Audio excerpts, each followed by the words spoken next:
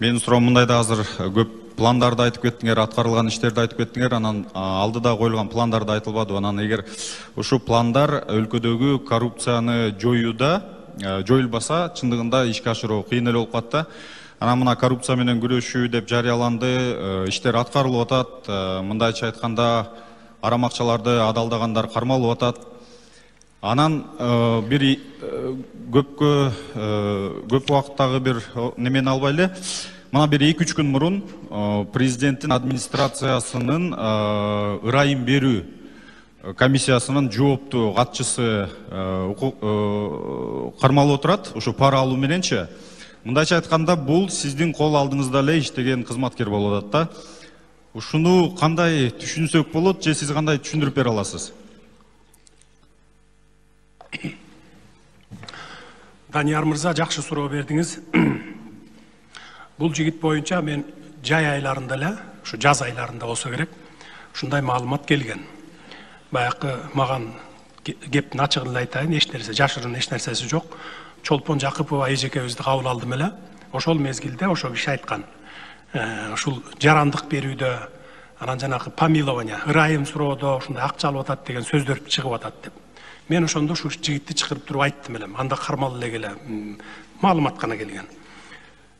Ырайым берүү боюнча акча алып атат деген маалымат бар. Жигит сен андай кылбагын. Анткени түрмөдө отурган бир дагы байдын адамы жок, байдын баласы.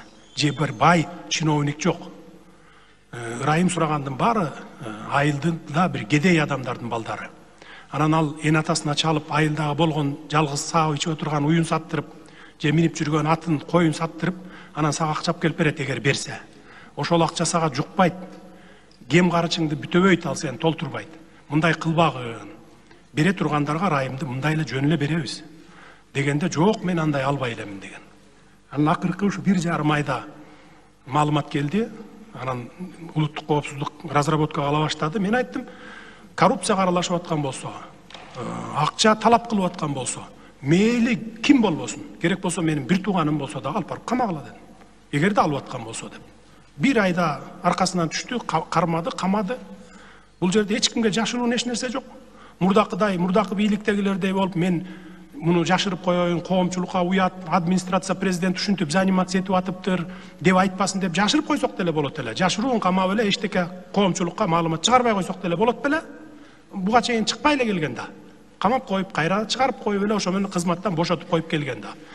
Мен башынан эле айтып келдим, былтыр октябрь окуясынан бери эле.